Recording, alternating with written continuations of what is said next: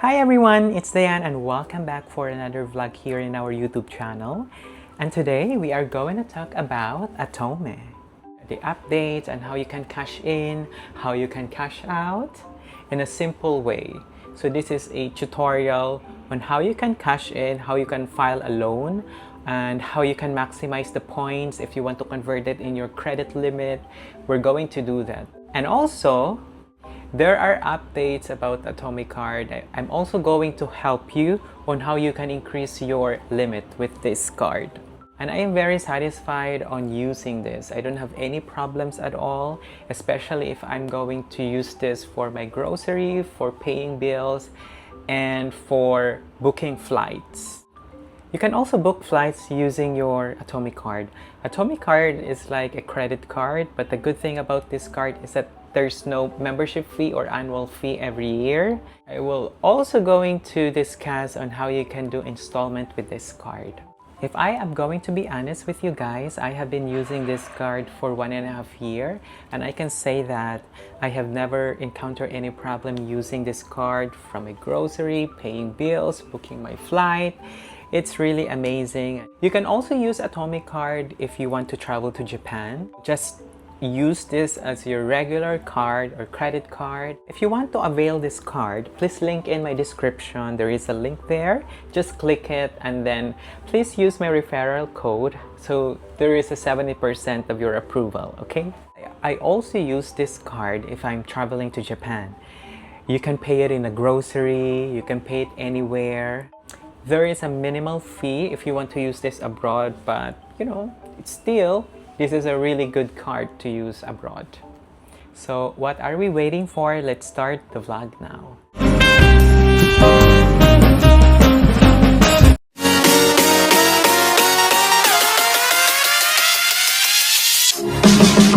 Pagod ka na ba sa pag-a-apply sa mga credit card like yung BDO, BPI, HSBC, RCBC card pero hindi ka pa din na-approve? If you are looking for a credit card with no annual fee, no minimum income requirement, and flexible payment options, today we are talking about the Atome card and whether it's worth getting. Let's dive in. And this vlog will be Atome card review, updates, features, benefits, and how to apply. The Atome card is a buy now, pay later or BNPL credit card launched by Atome in partnership with MasterCard. It works just like a regular MasterCard and a credit card, meaning you can use it for online shopping, dining, grocery, travel, and in-store purchases wherever MasterCard is accepted. One of the biggest advantage is the flexible repayment options. You can enjoy up to 40 days of zero interest on eligible purchases or convert your purchases into 3 or 6 months installment plans. And here's another plus. There's no annual fee, making it an attractive option for first-time card holder. The Atome app also lets you monitor and manage your spending depending on your eligibility and credit assessment. Your available credit limit may go up to 200,000 pesos. Credit limit are subject to approval. Applying is simple. Phone using the app.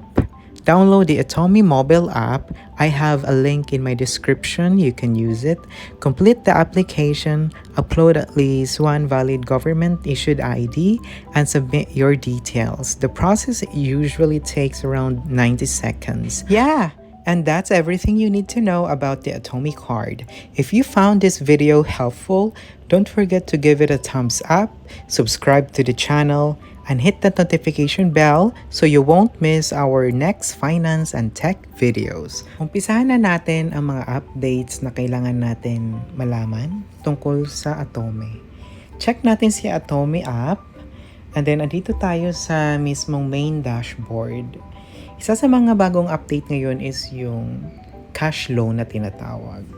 So marami ditong cash loan, depende na lang kung ano yung mismong bangko na nag-offer using Atome. Ang maximum is 500,000 pero i-check natin kung magkano yung sa 100,000 muna kasi masyadong mataas. For this amount, pwede nyo siyang bayaran ng 6 months to pay to 24 months to pay. So pag 6 months to pay, it's 19,666. Depende na lang kung ano yung loan purpose ninyo. So dito makikita nyo 10,000 hanggang matapos nyo siya ng 6 months. And the next to that is yung 12 months and 24 months. Depende sa plan na gusto nyong bayaran yung mismong loan ninyo. Ngayon, ang susunod naman natin ita-try malaman is yung 500,000 pesos na cash loan. Kung magkano ba siya 6 months to pay to 24 months. So, medyo malaki talaga kasi nga, syempre dahil loaning up, malaki talaga yung interest. For 6 months, it's 54,166.67. For 18 months, 40,277. And for 12 months, it's 33,333.33. Ayun, medyo mataas, no? Compare natin sa mga Bombay. Parang kapareho lang din eh, 'di ba? So next naman yung update natin is kung paano nyo mapapataas yung points ninyo. Every day, every morning, may ganitong option doon sa mismong dashboard. Magka-crack ka lang ng egg. Tapos kung halimbawa naghahabol ka talaga dun sa iPhone 17 Pro Max, meron sila dito yung mga top referrer na gustong magkaroon ng iPhone. So usually dito mga top 5, top 3 yung nakakakuha talaga ng iPhone. Hindi ko lang alam kung paano nila ginagawa to, no? Kasi ang dami talaga nilang referral, guys. Ang next naman natin dito is yung paano mapapataas ang credit limit ninyo. Usually naman referral lang naman dito eh. Aside doon sa magka-crack ka ng egg. So, every month, pwede ka ditong mag-redeem ng points mo from points going to cash limit. Pwede yon. Pwede ka rin ditong mag-spin a wheel. 3 points ang kailangan dito para mag-spin ka dito. Well, pwede ka rin manalo ng 10 pesos spending limit, Grab, food, iPhone, pero usually naman, points lang naman dito kapag nag-spin ka. Madadagdagan lang. Ang minimum dito is 1 point and then 3 points naman yung susunod at yung pinakamataas is 15 points. Kung gusto mo lang naman mapataas yung points mo na pwede mong i-convert into spending limit, ganyan. Next update naman is how you can pay using QR code. Normally naman is same lang naman sa mga ibang basic, 'di ba? Itatapat mo lang sa merchant yung QR code. Ginagamit ko to kapag nagbabayad ako ng Shopee Pay ko kasi pwede siya, guys. Using your credit limit sa Atome. Bukod doon, usually mga Jollibee, McDonald's, lunch kapag gusto ko i-monitor talaga yung finances ko, QR code ako. Ito yung gamit na gamit ko talagang card. Pwede mo rin dito bayaran, guys, yung mga utilities like Meralco, Sky Cable, PLDT. Ang Atomic Card, may update ulit sila pagdating naman sa cashback, 'di ba? Pag sinabing cashback, ito yung may binili ka, tapos may babalik ng 10%, 1%, 16% doon sa limit mo. Ganon pag cashback. Usually naman ito mga Lazada, or kapag ginamit mo siya through booking sa website ng Agoda, pag gusto mong mag-book ng flight mo, mayroon siyang cashback or Food Panda kapag ginamit mo siya for that. And then, yung recent ngayon is yung mga Dunkin' Donut na pag bumili ka, may free isang donut ka. Ganun siya. Meron din silang pa-voucher kapag halimbawa gagamitin mo siya for hotel stay. And the good thing about this dashboard sa ating Atomic Card is andito na yung mga long weekend at yung mga holidays. Punta ka lang sa calendar. Ando doon na lahat. Makikita mo na para alam mo na agad kung anong date bang gusto mong i-book for your flight, for your hotel stay. Yan, ganyan lang, guys. Next update naman natin, guys, is kung paano ba tayo makapagbayad sa ating Atomic Card. Using mobile number, GCash, pwede rin QR code, which is yung pinakamadali, or yung isang way is magka-cash in ka from your mobile or local bank going to Atome Deposit Savings Account. Pwede yun. And then, may points din yun kapag yun ang gagamitin mo. For me kasi QR code lang ako. Doon sa QR code guys, may nakalagay kung magkanong amount ang gusto mong bayaran. Pwede yung installment lang, for example, 3 months to pay, 6 months to pay, or yung full mismong bill na kailangan mo bayaran for the month.